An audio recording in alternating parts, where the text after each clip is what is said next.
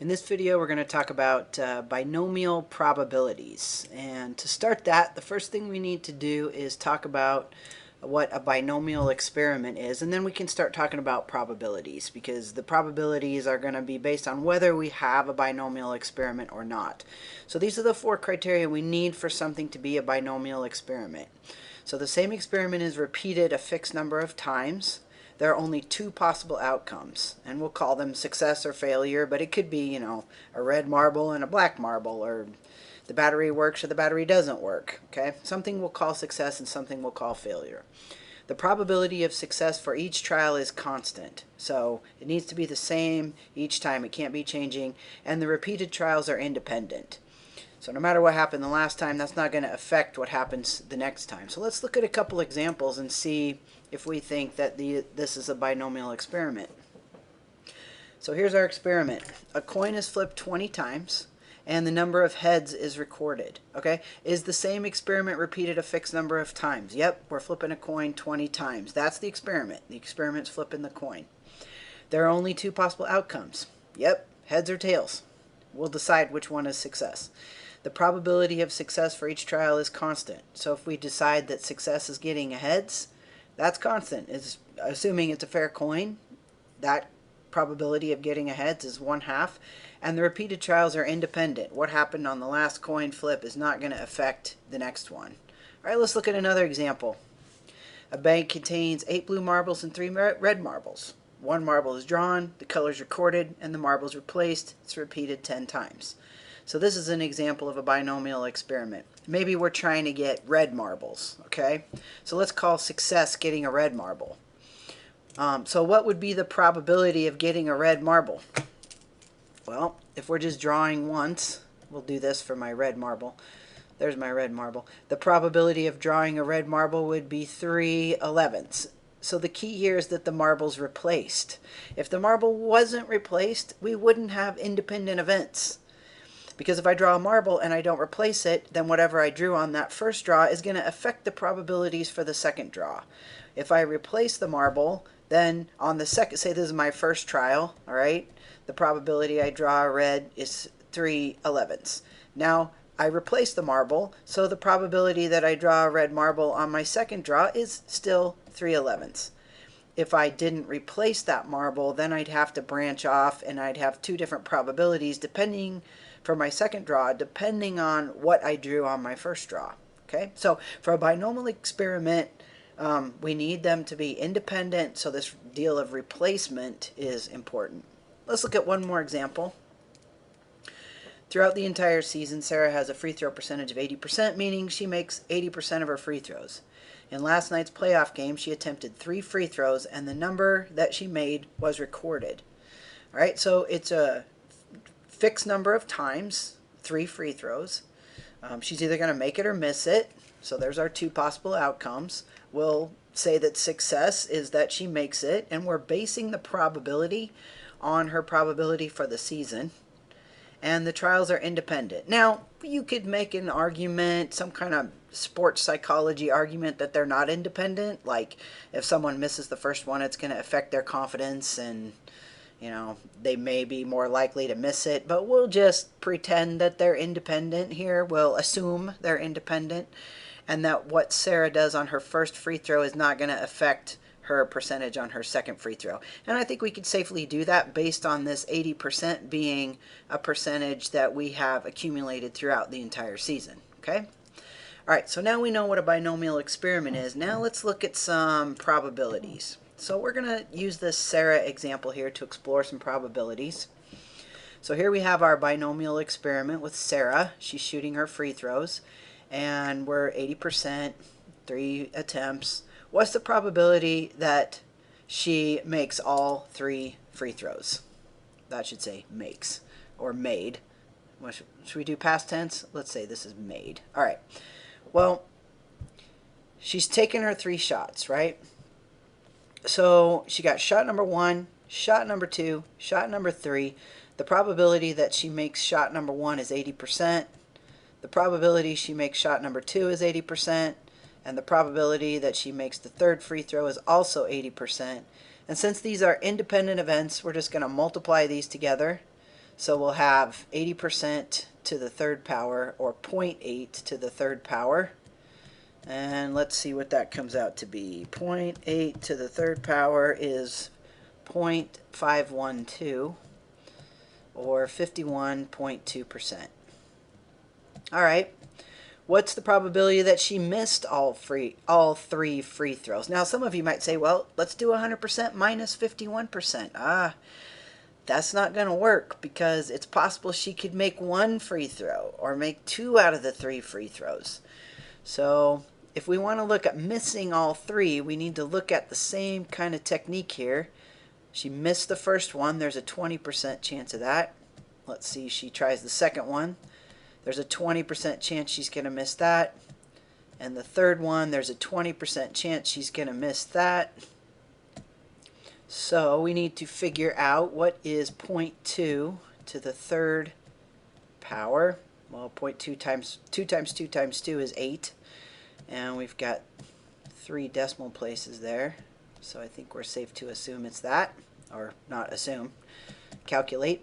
So that would only be, if we move the decimal 2 places, 0.8%. Interesting. There's less than a 1% chance that she's going to miss all 3 of these free throws from the night. All right, so those were kind of straightforward, because she either made them all or she missed them all. Now let's look at something where it gets a little bit interesting. What's the probability she made exactly 2 free throws? Well, you might say, okay, we've got an 80%. Let's say she makes the first one, and then she makes the second one, and then she misses the third one. Okay, so we could figure that out. Let's figure that out. So those are independent, so we multiply them together, and we'd have 0.8 times 0.8 times 0.2, and that's 12.8. Okay, so that comes out to be 12.8%. But you know what? This 12.8% is actually her making, let's write it over here. She made it. Actually, I'm gonna call it success, because made and miss both start with M. So let's call it success, success, and failure. Right? Success, success, and failure, in that exact order. But it's also possible that she could make the first one, miss the second one, and then make the third one. All right? Success, failure, success. Well, to find the probability of that, I would multiply those together, and it's going to be the exact same answer as the first one, right? Because multiplication is commutative. Is there another way that... why did I write C there? Okay, here we go. Let's change that to an S. I probably lost you right there. I wrote a C, and you're all like, why did he write a C? Okay, is there any other way that she could make 2 and miss 1 besides what we've got here? Hopefully you're seeing it. She could miss the first one and then make the last 2. And that's also going to come out to 12.8%. All right, failure, success, success. So we would add all these up. These are all the possibilities. And that would give us 38.4%. Or another way you could think of it is that we took 3 times 12.8%, because there were 3 possible ways that she could make exactly 2 free throws. Now, I want you to think about combinations here, all right? Because these problems are going to get a little more complicated. Actually, let me go ahead and show you where we're going to go by the end of this video. Let me see if I can find the right one here. All right. We're going to go, what if she has 10 free throws? What's the probability she made exactly 8? All right, so we're not going to write out all the possibilities like we did here. So what we want to think about is combinations. What we're really doing here is we have success and failure, and we're trying to look at, out of the 3 different attempts, we want to choose 2, 3 attempts, choose 2 for her to be successful. Actually, you could also say, in 3 attempts, let's choose 1 to be a failure, And both of these come out to be 3. Now you might remember the formula. Let me just do the formula one time. I really don't want to do a bunch of the formula in this video, but just to remind you, because you could punch this into your calculator. But the formula for n choose r is n factorial over n minus r factorial r factorial. So if I wanted to calculate 3 choose 2, it would be 3 factorial over 3 minus 2 factorial, which is 1 factorial, and then r, which is 2, which is 2 factorial. And that all comes out to be 3. So those are the 3 different ways, 1, 2, 3, that she could make exactly 2 free throws. All right? And that's how you can get this number right here. So instead of going through all these different possibilities, you could say to yourself, well, let's see. I have 3 free throws and we need to choose 2 to make. And then if I'm going to make 2 of them, that's going to be 80% chance squared for the 2 that I'm going to make, and a 20% that I'm going to miss 1. If you did this calculation, this piece right here would come out to be your 12.8%. And then this would come out to be 3. So you'd have 3 times 12.8%, which is exactly what we got down here. All right, let's look at another scenario. What's the probability she made exactly 1 free throw? Okay, well, we could think about the possibilities. Let's see, if she's just going to make 1, it could be success, failure, failure, failure, success, failure, or failure, failure, success. There's 3 different ways to do that, right? We could also say, well, we're going to shoot 3 free throws and we need to choose 1 for her to make. Guess what? That comes out to be 3. All right, now, what's the probability for each one of these?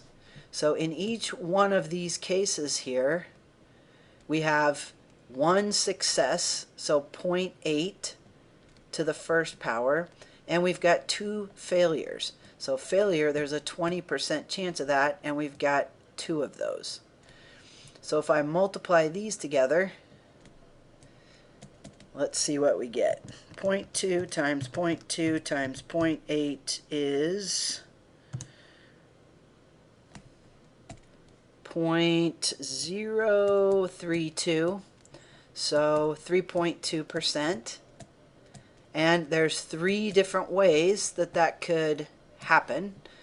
So the probability that she makes exactly 1 free throw is 3 different ways times 3.2% for each of those ways, which is 9.6%. All right, well, we've done all the different ways that Sarah can make these free throws. Let's take a look at what we've done. Starting back here where we did, what's the probability she misses them all? So she made 0. That's 0.8%. What's the probability that she made all 3? Remember, that was 51.2. All right, so here we have, she could make 0, make 1, we got 9.6, make exactly 2, 38.4, make exactly 3. Guess what this adds up to? Yep, I think you guessed it. It better add up to 100%. All right, now you might get problems like this. Here we're back to Sarah again, right? Here's our data that we've done. What's the probability that Sarah makes at least 2 free throws? So the probability that she makes at least 2 is going to be the probability that she makes 2 free throws plus the probability that she makes 3 free throws. Now we've done all the heavy lifting already because we've got these answers right here. It's just going to be, 38.4% plus 51.2%. But if we hadn't done this heavy lifting, the probability that she makes 2 free throws is 3 free throws, choose 2 to make. All right, then we're going to make 2. So we have an 80% chance of making 2, and we're going to miss 1, 20% chance of missing 1, plus, now probability of making all 3, 3 free throws, choose 3. That's just going to be 1.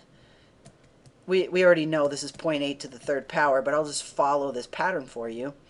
So we're going to make all 3, and we're going to miss how many? We're going to miss 0. And remember, anything to the 0 power is 1. So this business right here, this business is the same as just 0.8 to the 3rd power, because 3 choose 3 is 1 and 0.2 to the 0 is 1. So if you multiply all this out, you're going to get 51.2%. Now seeing this pattern is really going to help us with that tough problem that I wanted to show you here. All right, so now, still sticking with Sarah, 80% chance that she's going to make a free throw, binomial probability, right? One of 2 options, success, failure. In last night's playoff game, she attempted 10 free throws. What's the probability she made exactly 8 free throws? Now, maybe pause the video and see if you can figure this out, and then restart it. I am not going to go through all the different ways that she could make 8, exactly 8, like 1, 2, 3, 4, 5, 6, 7, 8, failure, failure. 1, 2, 3, 4, 5, 6, failure, 7, failure. Is that too many? 1, 2, 3, 4, 5, 6, 7, 8, and 2 failures. That's an option. I mean, we'd have to go through and figure out how many different ways that she could make exactly 8 out of 10. But that's where combinations are so great. We have 10 free throws, and we want to choose 8 to make. 10 choose 8 is going to tell us how many different ways this could happen. So if you're doing this out the long way, you could punch this into your calculator, or you could do 10 factorial over 10 minus 8 factorial, 8 factorial. I guess I could do one of these. All right, so 10 factorial divided by 8 factorial, if you write those all out, the 8 factorial is going to cancel, because 10 factorial is 10 times 9 times 8 times 7 times 6 all the way down. Does that make sense? Hopefully. So this 8 factorial is going to cancel with this 8 factorial. And so we're left with 90 divided by 2, which is 45. All right, so if I wanted to list all these ways out, there'd be 45 different ways. Now, all right, so the probability she makes exactly 8 is going to be 10 choose 8, so we know that's 45, times, now you got to figure out the probability for, say, one of these examples. So success, there's 8 successes, right? So that'd be 80%, 80%, 80%, all multiplied together. So we would have 80% times 80% times 80%, 8 times for the 8 that she made. And this is where students kind of forget. You have 2 failures here. All right, so you need to, that'd be times 20% times 20%. So you have to do 0.2 squared. All right, so you just multiply all that together. Let's see if we can do that on this little calculator.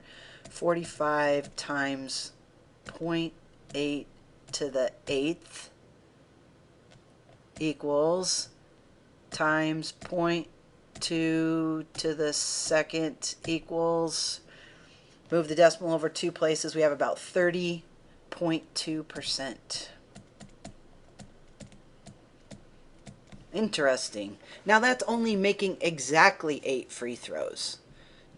Let's look at this one. What's the probability she makes at least 8 free throws? Oh my goodness, these problems. Well, the probability she makes at least 8. At least 8, well, she could make 8, she could make 9, or she could make them all. So we'd have to find each of these and then add them up. Well, we've already done the work for 8, and we did it here. It was 30.2%. So that's 30.2%. All right, the moral of this story is when you see one of these, you have to think, oh, this might be a little more work. The probability she makes 9 free throws is 10 free throws choose 9 times 0.8. That's the one she made. There's 9 of those. And then she's going to miss 1, so 0.2 to the 1st. The probability that she makes all 10 free throws choose 10. And you could leave that out, but I just want to show you the pattern, right? Because that's 1. And then 0.8 to the 10th power and 0.2 to the 0 power. And actually, if we put in what we did over here, it's kind of cool to see the pattern. Remember, this was 10 choose 8, 0.8 to the 8th, 0.2 to the 2nd. So see how this is, she made 8, then she made 9, then she made 10. And she missed 2, then she missed 1, then she missed 0. And you got 10 choose 8, 10 choose 9, 10 choose 10. So there's a pattern here for this experiment. Alright, so let's just go ahead and do this out. So 10 choose 9 is 10. So 0.8 to the 9th, oops, I did that wrong, clear. 0.8 to the 9th power times 0.2 times 10 is 26.8%. And then 10 choose 10 is just 1, and 0.2 to the 0 power is 1. So we just have to figure out 0.8 to the 10th power. 0.8 to the 10th power is 10.7%. Okay, so we've got 10.7%, 26.8%, and 30.2%. Now we could make a big table like we did for this one. 0, 1, 2, 3, and then add them all up. But, you know, that's kind of a pain. There's no reason to figure out all of them when you just need 8, 9, and 10. So we add all these up, and we get 67.7. Kind of makes sense intuitively. I mean, if she has an 80% free throw percentage, the probability that she's going to make at least 8 out of 10 would be exactly 80%. It's interesting, the probability that she makes exactly 8 out of 10 is only 30%, but the probability she makes at least, you know, she does at least 80% or even better is a little bit less than what her season average would be.